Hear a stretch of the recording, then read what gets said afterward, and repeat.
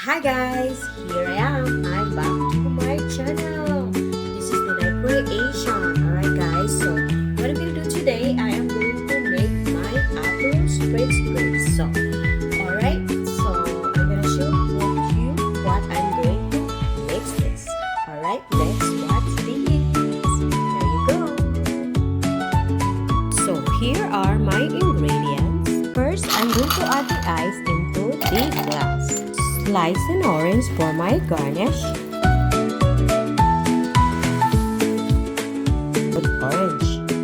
Pretty right. I'm going to open the bottle of Prosecco.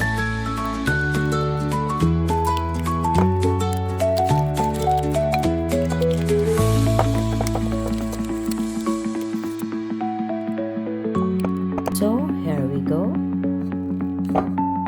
Oh, look at that. Cheers!